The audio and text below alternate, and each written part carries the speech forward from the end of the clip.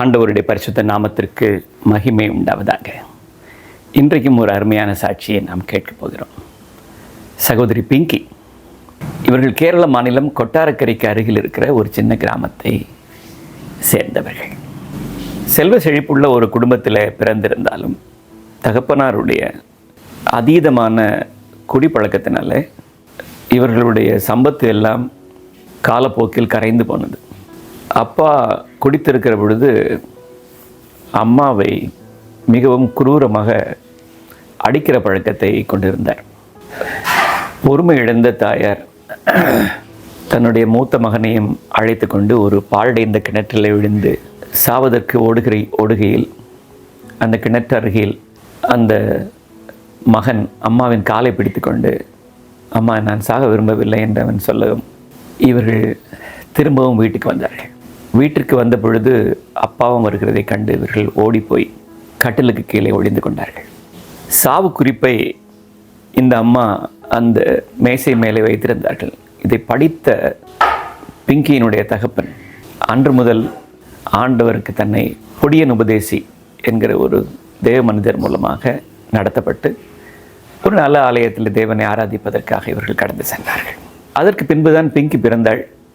பிங்கிக்கு 8 வயது இருக்கிற பொழுது அப்பா ஒரு நாளிலே பாக்கெட்டில் 15 ரூபாயும் லட்சக்கணக்கான ரூபாய் கடனையும் வைத்துவிட்டு வீடு மாத்திரம் பாக்கி இருக்க மரித்து போனார். அம்மாவால் தொடர்ந்து பிங்கியை படிக்க வைக்க இயலாத ஒரு சூழ்நிலை. ஆனால் அந்த பள்ளிக்கூடத்தில் இருந்த ஒரு டீச்சர் தன்னுடைய சம்பளத்தில் இவளுடைய ஃபீஸ் முழுவதையும் 4ஆம் கிளாஸ் முதல் 12ஆம் கிளாஸ் வரைக்கும் அவர்கள் கொடுத்து படிப்பித்தார்கள். நர்சிங் போக வேண்டும் என்று பிங்கி ஆசைப்பட்டாள்.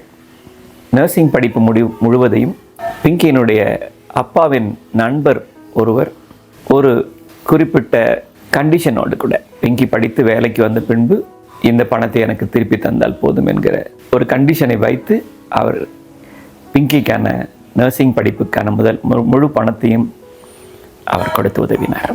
நர்சிங் படிப்பு முடிந்து கொட்டாரக்கரைக்கு திரும்பி வந்த நாட்களில் ஆலயத்திற்கு சென்று நல்ல ஆண்டவரை ஏற்றுக்கொண்டு ஞானஸ்நானம் பெற்றாள். அதற்கு பின்பு தான் படித்த கல்லூரியிலேயே டியூட்டராக வேலை பார்த்தார். 2015 காலங்களில் பிங்கிக்கு திருமணமானது. அவருடைய புருஷன் மனு பத்தனாபுரம் என்கிற பகுதியை சேர்ந்தவர்.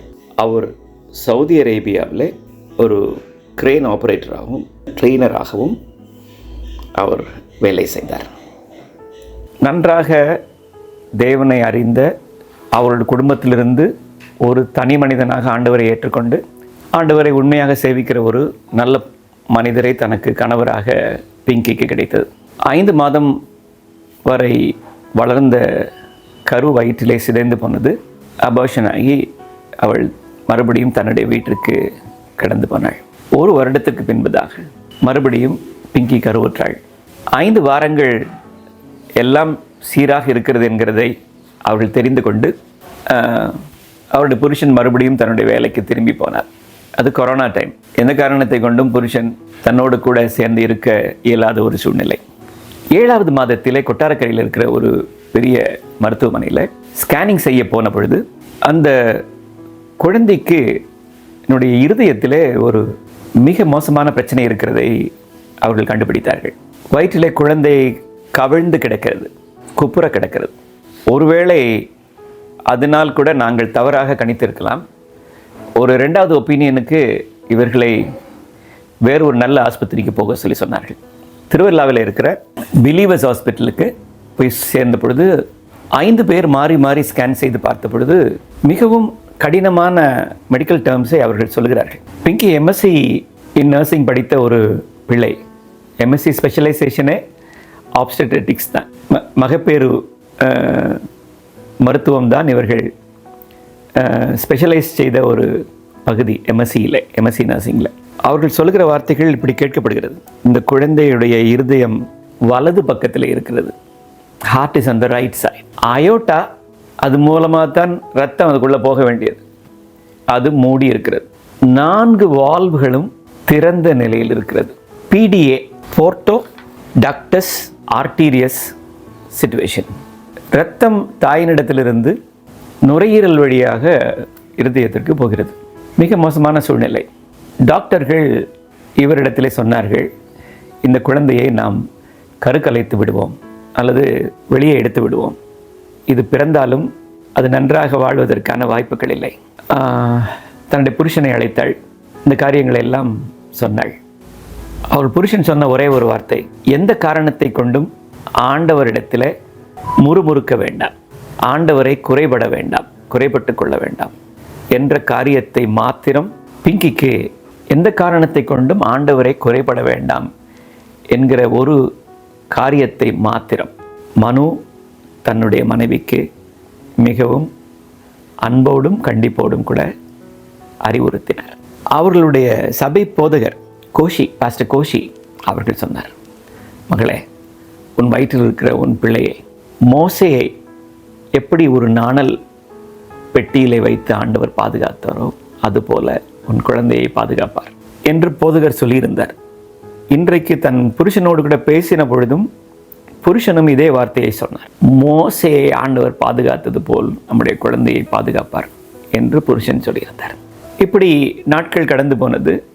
குழந்தையினுடைய வெயிட் 1 கிலோ தான் இருக்கிறது. அப்போ இவளுக்கு வைத்தியம் பார்த்த ஒரு டாக்டர் சொல்கிறார்கள், அவர்களும் இப்படிப்பட்ட ஒரு சூழ்நிலை வழியாக கடந்து போனதையும் தன்னுடைய குழந்தை இறந்து போனதையும் சொல்லி இவளை ஆறுதல் படுத்தி இவளை தேற்றினார். சில நாட்களுக்கு பின்பு மறுபடியும் மருத்துவமனைக்கு போன பொழுது ஒரு டாக்டர் இதை பார்த்து சொன்னார், குழந்தைக்கு இப்பொழுது 2 கிலோ வெயிட் இருக்கிறது, சைல்டு இஸ் கெய்னிங் வெயிட், ஆனால் 9 மாதம் ஆகும்போது நீ ஆஸ்பத்திரிக்கு வந்துடணும் என்று சொன்ன பொழுது 9வது மாதத்தில் ஆஸ்பத்திரிக்கு வந்து இவர்கள் ஸ்கேன் எல்லாம் செய்து பார்த்த பொழுது முன்னை காட்டிலும் இப்பொழுது சூழ்நிலை இனியும் மோசமாக இருக்கிறது. டாக்டர்ஸ் சொன்னார்கள் 2 ஆப்ஷன், ஒன்று சிசேரியன் செய்து செக்ஷன் செய்து குழந்தையை வெளியே எடுத்து விடுவோம், அல்லது நார்மல் டெலிவரி செய்தால் அந்த பிரசவ வலியின் பொழுது அந்த கருவில் இருக்கிற குழந்தைக்கு மிக தாங்க முடியாத மூச்சு விடுகிற காரியம் கஷ்டமாக ஏற்பட்டு வயிற்றிலேயே குழந்தை இறந்து பிறந்துவிடும் என்று சொன்னார்கள். இவளுக்கு மனோரீதியாக ஒரு உதவி செய்வதற்கு வீட்டினுடைய 2 தாயார்களும், மாமியார் மற்றும் அம்மா இவளோடு கூட சேர்ந்து ஆஸ்பத்திரியில் இருக்கிறார்கள். டாக்டர்கள் இவளுக்கான பிரசவ வேதனை உண்டாக்குவதற்காக ஒரு கத்தீட்ரை போட்டு செலைன் அதற்குள் டிஸ்டில் வாட்டரை பம்ப் செய்கிற பொழுது கத்தீட்ரு வெடித்து அந்த கத்தீட்ரை கையில் பிடித்திருக்கிறார்கள். ஒரு நாளும் 2வது ஒரு எக்ஸாமினேஷன், 2வது முறை ஒரு ஆய்வு செய்கிற பழக்கம் டாக்டர்ஸுக்கு இருக்காது.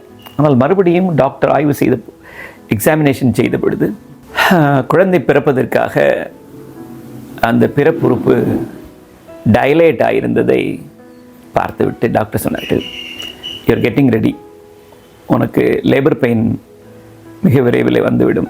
ஆனால் குழந்தை பிறக்கிற பொழுது மரித்து தான் பிறக்கும். குழந்தை பிறக்கிற பொழுது அழாது, அப்படியே அழுதாலும் உன்னுடைய தொப்புள் கொடியை நாங்கள் வெட்டுகிற பொழுது குழந்தை மரித்து போகும் என்று டாக்டர் அவர்களிடத்திலே சொல்லியிருந்தார்கள். அன்றைக்கு இரவு இவர்களுடைய போதகர் பாஸ்டர் பேபி ஜான்சன் அவர்களுடைய மனைவி இவர்களை அழைத்தார்கள். இவர்களோடு கூட சேர்ந்து ஒரு வேத வசனத்தை சொல்லி ஜெபித்தார்கள். யோபு 39ஆம் அதிகாரம் 1ஆம் வசனத்திலிருந்து 3ஆம் வசனம் வரை, வரையாடுகள் ஈனும் காலத்தை நீ அறிவாயோ, மான்கள் குட்டி போடுகிறதை கவனித்தாயோ, அவைகள் சினைப்பட்டிருந்து வருகிற மாதங்களை நீ எண்ணி அவைகள் ஈனும் காலத்தை நீ அறிவாயோ, அவைகள் நொந்து குனிந்து தங்கள் குட்டிகளை போட்டு தங்கள் வேதனைகளை நீக்கிவிடும் என்கிற வேதவசனத்தை சொல்லி இவர்களோடு கூட சேர்ந்து ஜெபித்தார்கள்.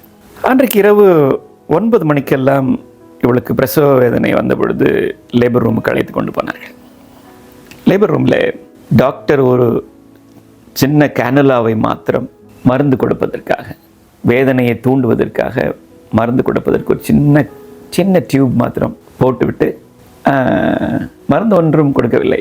அப்படி சொன்னார்கள், உனக்கு காலையில் ஆயிரும், இன்னொரு 8 மணி நேரமாவது ஆகும் உனக்கு பிரசவமாகிறதுக்கு, நான் போய்விட்டு வருகிறேன் என்று சொல்லி இவர்கள் அம்மாவையும் வெளியே உட்கார சொல்லிவிட்டு இவர்கள் டாக்டர் வெளியே போகவும் வாசலுக்கு கூட டாக்டர் போய் சேரவில்லை.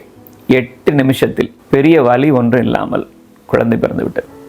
குழந்தை பிறந்த உடனே அழுதது. குழந்தையை அந்த அம்பிளிக்கல் கார்டை கட் பண்ணிவிட்டு குழந்தையை காட்டிவிட்டு உடனே நியோநாட்டல் ஐசியூவில் கொண்டு போய் இந்த குழந்தையை கொண்டு போய் வைத்தார்கள். இந்த குழந்தைக்கு தொடர்ந்து சுவாசம் கிடைக்க வேண்டும் என்பதற்காக புரோஸ்டாகிளாண்டின் என்கிற ஒரு மருந்தை ஐவி மூலமாக இவர்களுக்கு கொடுத்தார்கள். இந்த குழந்தையை கொண்டு போய் NICU வைத்துவிட்டு, நியோநாட்டல் ICU வைத்துவிட்டு, இந்த குழந்தைக்கு புரோஸ்டாகிலாண்டின் என்கிற ஒரு மருந்தை தற்காலிகமாக உயிரை நிலைநிறுத்துவதற்காக ஐவி மூலமாக கொடுத்து கொண்டிருந்தார்கள். அங்கே இருந்த டாக்டர் வந்து, ஒரு கார்டியாலஜிஸ்ட், இவளை அறைக்கு வந்து பார்த்து சொன்னாள், குழந்தை பிழைக்க வேண்டுவதற்கு ஒரு வாய்ப்பு இருக்கிறது. ஒரே நேரத்தில் 3 சர்ஜரிஸ், 3 அறுவை சிகிச்சைகள் செய்ய வேண்டும் என்றால் பிழைக்கிறதற்கு கொஞ்சம் வாய்ப்பு இருக்கிறது, ஆனாலும் உறுதி சொல்ல முடியாது. ஆனால் இவருடைய கசின் ஒரு பையன் வந்துவிட்டு டாக்டர் இடத்துல பேசிவிட்டு சொன்னான், ஏமா இந்த காசு இதுக்கு ஸ்பெண்ட் பண்ணுறது வேஸ்ட்டு, அதுக்கப்புறமும் குழந்தை மரித்து போகும், கொஞ்ச நாளைக்கு வேணால் நீ பார்த்துட்டு இருக்கலாம் என்று சொன்ன பொழுது இவள் ஒரு வார்த்தையில் அந்த டாக்டர் இடத்துல சொன்னாள், என் குழந்தையின் மேல் கத்திப்படுவதில்லை, கத்தர் அவனை எடுத்துக்கொள்ள சித்தமானால் எடுத்துக்கொள்ளட்டும். ஒரு ஆண் குழந்தை. டாக்டர் போய் அந்த புரோஸ்டாகிலாண்டின் மருந்தை நிறுத்த சொல்லி கட்டளையிட்டு விட்டார். புரோஸ்டாகிலாண்டின் நிறுத்தி 4 மணி நேரத்தில் குழந்தை இறந்துவிடும் என்கிற ஒரு சூழ்நிலை. 2 நாட்களாக இந்த குழந்தைக்கு பால் கொடுப்பதற்கு இவர்கள் அனுமதிக்கவில்லை. ஏனென்றால் குழந்தைக்கு பால் கொடுக்க தொடங்கிவிட்டால் குழந்தையோடு கூட உள்ள அந்த பந்தம் தாய்க்கு ஏற்பட்டு ஒருவேளை பின்பு குழந்தை இறந்து போனால் அதனால் ஏற்படுகிற மனோரீதியான பிரச்சனைகள் இந்த பிள்ளையில் அதிகமாக இருக்கும், பிங்கியில் அதிகமாக இருக்கும் என்று டாக்டர்கள் கருதினால் குழந்தைக்கு பால் கொடுக்க விடவில்லை. ஆனால் மார்பிலே பால் சுரக்கிறது. இவர்களை அழைத்து கொண்டு போய் பால் சுரப்பை நிறுத்துவதற்கு ஒரு இன்ஜெக்ஷன் கொடுக்க முயற்சி செய்த பொழுது அங்கே இருந்த ஒரு டாக்டர் சொன்னார், லேபர் ரூமில், கொஞ்ச நேரம் பொறுத்திருந்து பார்ப்போம், இப்பொழுதைக்கு தற்காலிகமாக அந்த பாலை பம்ப் வைத்து வெளியேற்றி விடுங்கள் என்று மாத்திரம் சொல்லி அதை நிறுத்தி விட்டார். 2 நாட்கள் கழிந்தது. பிங்கி சொன்னாள், நான் என் குழந்தைக்கு பால் கொடுக்க விரும்புகிறேன், அதோடு கூட சேர்ந்து நான் கொஞ்சம் ஃபோட்டோ எடுத்துக்கொள்ள விரும்புகிறேன் என்று சொல்லி போய் அந்த குழந்தைக்கான ஃபோட்டோஸ் எல்லாம் அவளோடு கூட சேர்ந்து எடுத்து அந்த குழந்தைக்கு பால் கொடுத்தாள். குழந்தை நன்றாக கவ்வி பாலை சுவைத்து குடிக்க தொடங்கியது. இது ஒரு நாளும் நடக்காது என்று டாக்டர்கள் சொன்ன காரியம்தான், ஆனால் நடந்தது. 6வது நாள் வரை அந்த ஆஸ்பத்திரியிலே அவர்கள் வைத்திருந்து விட்டு டிஸ்சார்ஜ் பண்ணி அனுப்பினார்கள். இன்னும் PDA ஓப்பன், PDA இன்னும் திறந்திருக்கிறது, அயோட்டா அடைந்திருக்கிறது, 4 வால்வுகளும் ஃபங்க்ஷன் பண்ணவில்லை. இருந்தாலும் குழந்தையை டிஸ்சார்ஜ் பண்ணி வீட்டுக்கு அனுப்புகிற பொழுது சொல்லி அனுப்பார்கள். திடீரென்று இந்த குழந்தை வந்து ஒரு ப்ளூ பேபியாக நீல கலரில் மாறும். அப்போது இந்த குழந்தை சாக போகுதுன்னு அர்த்தம், நீங்கள் உடனே அந்த குழந்தையை நீங்கள் 2 பேரும் சேர்ந்து இங்கே ஆஸ்பத்திரிக்கு வரணும் என்று சொல்லியிருந்தார்கள். 45 நாட்கள் கழித்து திரும்பியும் ஆஸ்பத்திரிக்கு போன பொழுது குழந்தை வளர்ந்து கொண்டிருக்கிறது. நீங்கள் ஒரு செகண்ட் ஒப்பீனியனுக்கு அமிர்தா ஹாஸ்பிட்டல் எர்ணாகுளத்துக்கு போங்க என்று டாக்டர்கள் சொன்னார்கள், கார்டியாலஜி. பிங்கி தீர்க்கமாக சொன்னாள், என்னுடைய போதகர் சொல்லியிருக்கிறார், மோசையை பார்வோன் கரத்திலிருந்து ஆண்டவர் தப்பிக்க வைத்தாரோ அதுபோல என் பிள்ளையையும் ஆண்டவர் பாதுகாப்பார் என்று என் போதகர் சொல்லியிருக்கிறார் என்று சொல்லிவிட்டார்கள். ஆஸ்பத்திரியில் இருக்கிற பொழுதே அநேகர் வந்து பிங்கின் இடத்துல சொன்னார்கள், சொந்தக்காரங்களாம், இந்த குழந்தையை நாம் இந்த ஆஸ்பத்திரியிலே கொடுத்து விட்டு போய் விடுவோம், குழந்தை மரித்து போனாலும் இங்கே இருக்கிற மருத்துவர்கள் இந்த குழந்தையை வைத்து படித்து கொள்ளட்டும் அப்படின்னு சொன்னார். முடியாது, இந்த குழந்தையை ஒரு நாளிலே நான் மரித்த ஆண்டவர் இடத்துல போகிற பொழுது நானும் அங்கே பார்க்க விரும்புகிறேன், அதனால் நல்லடக்கம் செய்ய விரும்புகிறேன். இந்த போதகரை அழைத்து இந்த குழந்தையை அடக்கம் பண்ணுவதற்கான காரியத்தை செய்ய சொல்லி சொன்னபோது அந்த போதகர் புதிதாக சபைக்கு வந்திருந்தவர் தன்னுடைய நண்பர் ஒருவரை அழைத்து இந்த குழந்தையை அடக்கம் பண்ணுவதற்கான பெட்டி எங்கே கிடைக்கும் என்று கேட்ட பொழுது அந்த போதகரின் நண்பர் இன்னொரு போதகர் சொன்னார், ஒருங்கே குழந்தை மரித்த பின்பு அதை செய்யலாம், ஆனால் அப்படி ஒரு சம்பவமே நடைபெறவில்லை. கர்த்தர் இவர்களை மறுபடியும் சந்தோஷமாக வீட்டிற்கு வர பண்ணினார். 3 மாதம் கழித்து பார்த்த பொழுது, ஒரு ஸ்கேன் எடுத்து பார்த்த பொழுது 2 ரேடியோலஜிஸ்ட், ஒரு நியோ நேட்டல் அந்த சர்ஜன் எல்லாரும் சேர்ந்து பார்த்த பொழுது 1 மணி நேரமாக அந்த குழந்தையை ஸ்கேன் பண்ணுறாங்க. அவங்களுக்குள்ள மிகப்பெரிய குழப்பம். அப்போ அந்த கார்டியாலஜிஸ்ட் டாக்டர் சுரேஷ் வந்து இவரிடத்திலே சொன்னார், பிங்கி, என்னால் ஒரு மனிதனுடைய சரீரத்தை கிழித்து அறுவை சிகிச்சை செய்து காயப்படுத்தத்தான் முடியும், ஆனால் ஆண்டவர் இதற்குள் எல்லாவற்றையும் புதிய புதிய அவயவங்களாக வைத்திருக்கிறார் என்று சொல்லி ஆச்சரியப்பட்டு போனார். This is a miracle baby என்று சொல்லி ஆச்சரியப்பட்டார்கள். ஆனாலும் அந்த போர்ட்டா டக்டஸ் ஆர்டீரியஸ் இன்னும் திறந்துதான் இருக்கிறது. 6 மாதம் கழித்து ஒரு சிடி ஆன்ஜியோ பண்ண சொல்லி டாக்டர்கள் சொன்னதன் பேரில் ஆஸ்பத்திரிக்கு போனார்கள். சிடி ஆன்ஜியோ செய்து பார்த்த பொழுது குழந்தைக்கு அயோட்டா ஓப்பன், 4 வால்வுகளும் ஃபங்க்ஷன் பண்ண தொடங்கி விட்டது. மிகப்பெரிய அற்புதத்தை இவர்கள் வாழ்வில் கண்டார்கள். கொஞ்ச நாட்களுக்கு பின்பு குடும்பமாக இவர்கள் குவைட்டுக்கு போனார்கள். அங்கே இருந்து கனடாவுக்கு போய் இன்றைக்கு அங்கே ஆண்டவருக்கு ஒரு மிகப்பெரிய சாட்சியாக இந்த குடும்பம் இருக்கிறது. இந்த குழந்தைக்கு இன்றைக்கு 3.5 வயது. மிகவும் ஆக்டிவாக இந்த பையன் செயல்படுகிறான். கர்த்தர் இந்த குடும்பத்தை நல்ல ஒரு சாட்சியாக அந்த தேசத்தில் நிலைநிறுத்தி இருக்கிறார். கர்த்தர் இன்றைக்கும் அற்புதங்களை செய்கிறவர். அசாத்தியமாய் தோன்றுகிற எல்லாவற்றையும் சாத்தியமாக்குகிறவர் நம்முடைய ஆண்டவர். கர்த்தர் உங்களை ஆசீர்வதிப்பாராக. நன்றி.